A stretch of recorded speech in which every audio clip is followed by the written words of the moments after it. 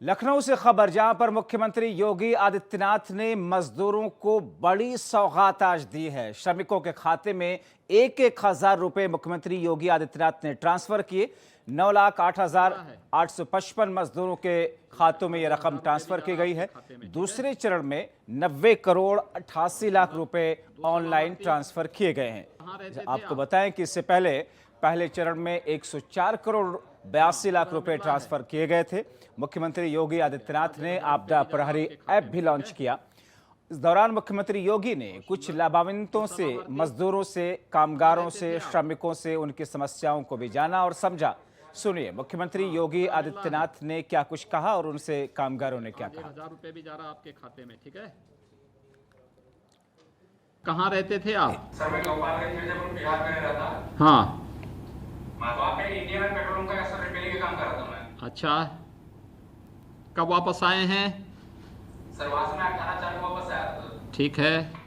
परिवार में कौन कौन लोग रहते हैं? सर मेरे माता पिता हैं, 3 भाई हूँ मैं। ठीक है, सब ठीक ठाक है ना? जी सर। कुछ काम धाम शुरू हुआ आपका? जी सर। क्या काम कर रहे हैं? सर वहाँ के आने के बाद सर मनरेगा में भी काम किया हूँ। हाँ। सर अभी तो घर पे ही। काम धाम ढूंढिए, काम मिलेगा वहाँ पे गाँव में, ठीक है। सर मैं तो ग्रेजुएशन कर रखा हूँ सर, अगर हो सके तो कोई जॉब दिला सकते हो सर। हाँ हाँ, जरूर मिलेगा। आप जिला प्रशासन के संपर्क में रहिए, आप लोगों के योग्य काम भी मिलेगा, ठीक है। राशन वगैरह मिल रहा है? जी सर। ठीक है। आज 1,000 रुपये भी जा रहा है आपके खाते में, ठीक है। हाँ नंदू जी, आप बताइए।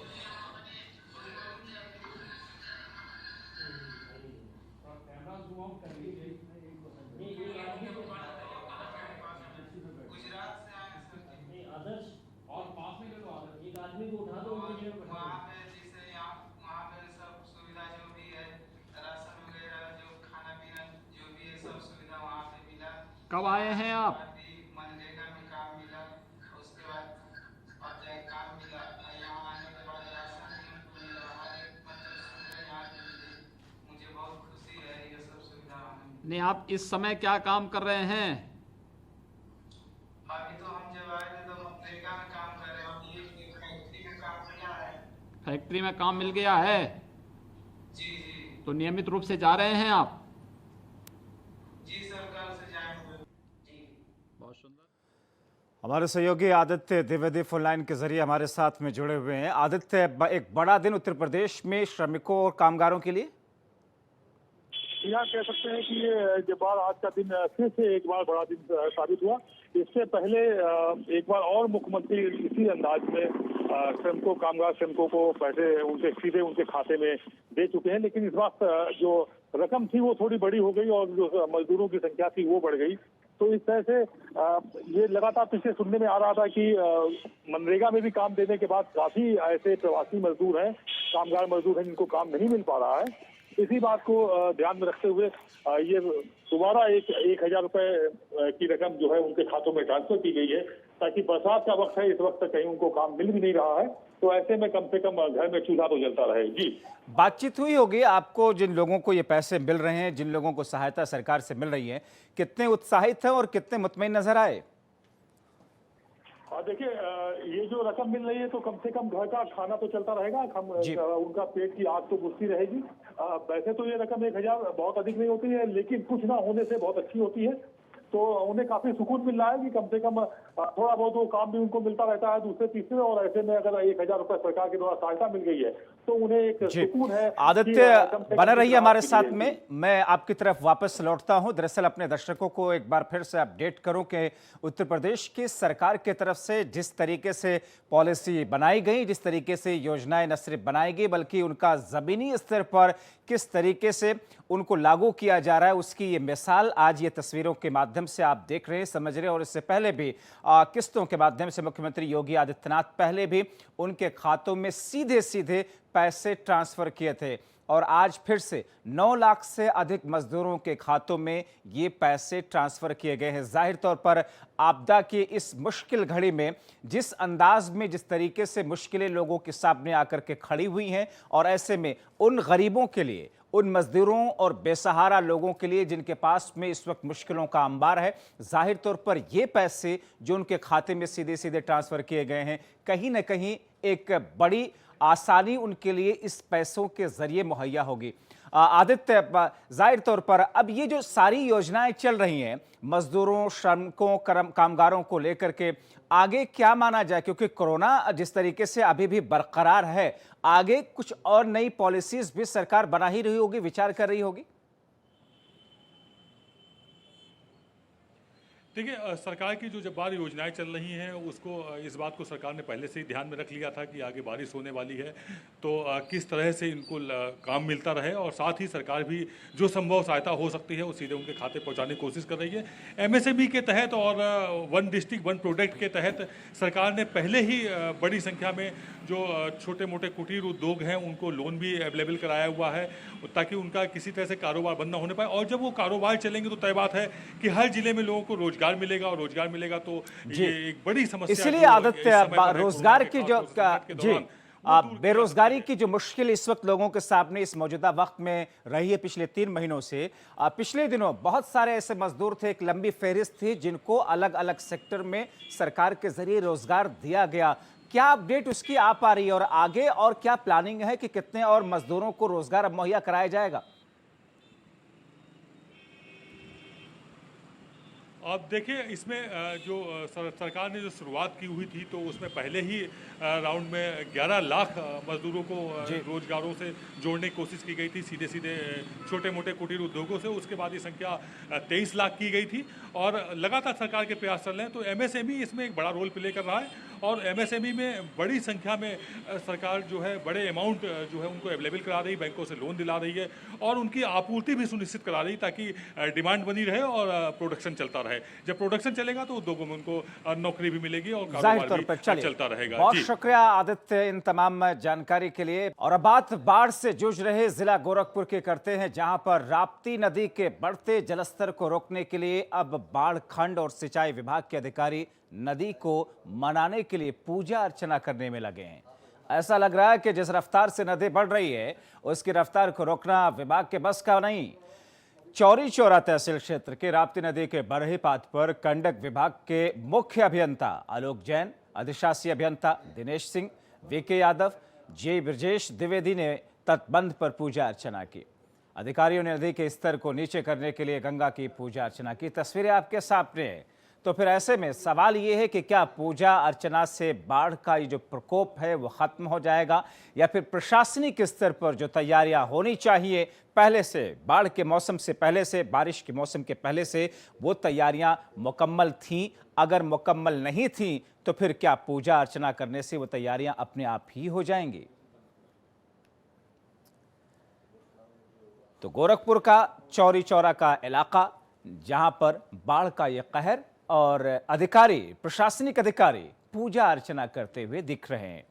खबर जलौन से, जहां पर गांव में रखे ट्रांसफार्मर में करंट उतर गया, जिसकी वजह से गांव के कई घरों में करंट दौड़ गया।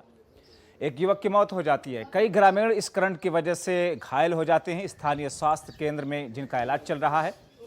बताया जा रहा है कि कैलिया थाना के हेंगुटा गांव का ये मामला है, जहां पर करंट के उतरने की वजह से ये जो तस्वीरें आप देख रहे हैं, लोग अपने घरों से निकल करके बाहर हैं। कई सारे घरों में करंट दौड़ जाता है, और कई सारे लोग, जिसमें महिलाएं भी हैं, बुजुर्ग भी हैं, जो इसकी चपेट में आ जाते हैं, और फिर अस्पताल में जिनका इलाज इस वक्त चल रहा है। जलौन का हिंगुटा गांव, जहां की ये घटना है। सीतापुर में कोरोना से लोगों को जागरूक करने के लिए एक बुजुर्ग व्यक्ति ने कफन पहन करके राहगीरों को मास्क बांटे, लोगों को मास्क पहनने के लिए जागरूक किया। बुजुर्ग ने लोगों को संदेश दिया कि अगर जो भी मास्क नहीं लगाएगा उसे एक दिन कफन पहनना जरूर पड़ेगा।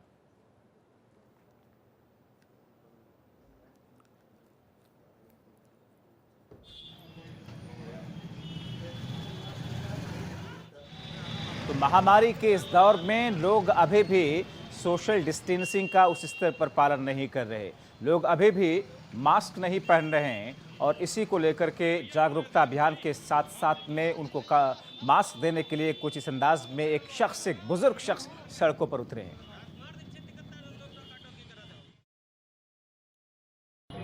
जरूरी है, सोशल डिस्टेंसिंग जरूरी है, और नहीं तो ये कफन है।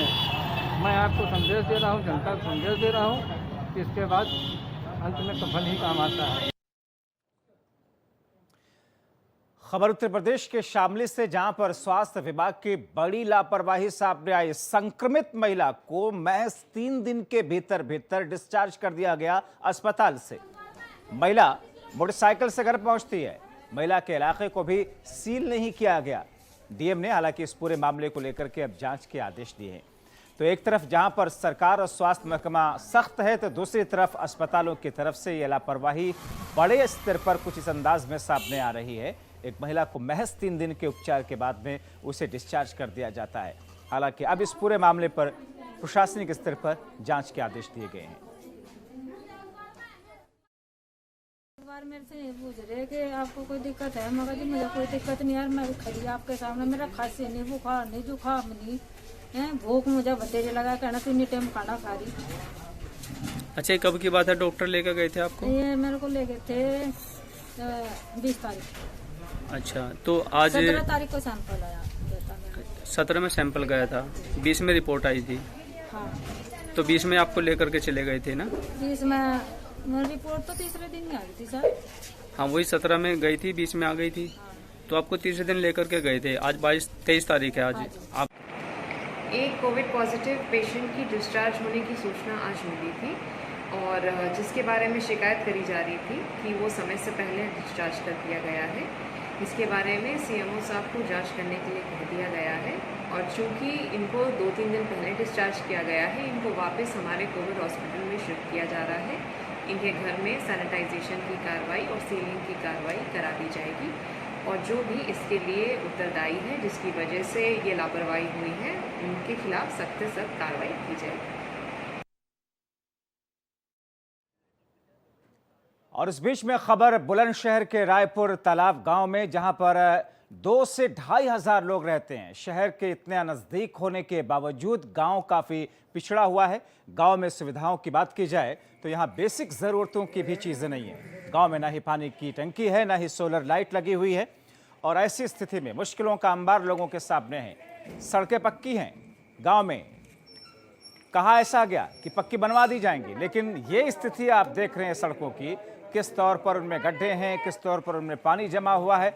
यहाँ तक कि गांव के शमशान घाट जाने के लिए भी रास्ता नहीं है। मरे हुए लोगों को शमशान घाट तक ले जाने में भी गांव वालों को बेहद मेहनत और मशक्कत करनी पड़ रही है। बुलंदशहर के रायपुर तालाब गांव से ये रिपोर्ट आप जो कि देख रहे हैं। बुलंदशहर के रायपुर तालाब गांव में ऑनलाइन की टीम मौजूद है। गांव-गांव हम लोग जाते हैं, गांव की समस्याएं सुनते हैं।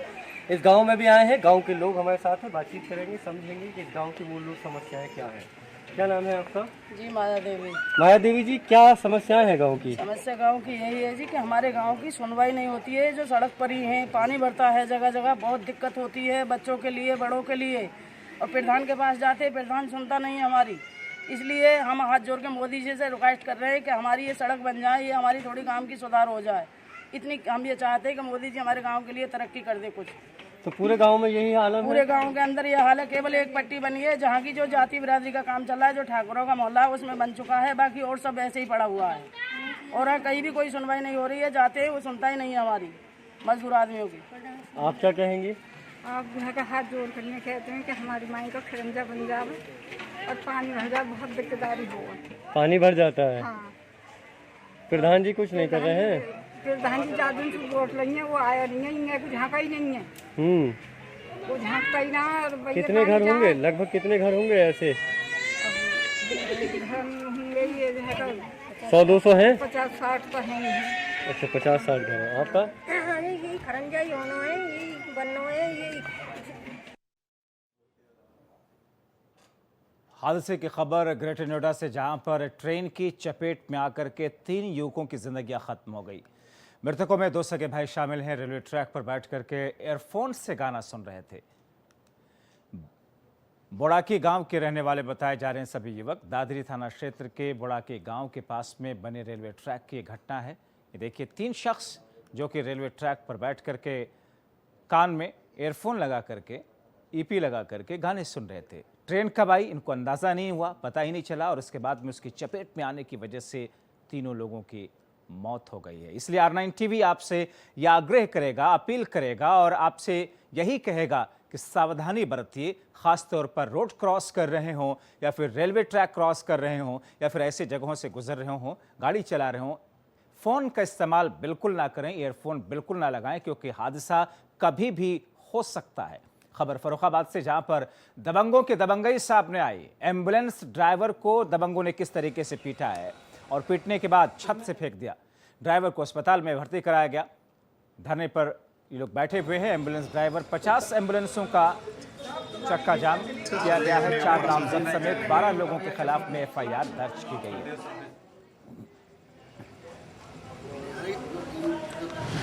तो पुलिसिया कार्रवाई में 12 लोगों के खिलाफ में FIR दर्ज कर ली गई है।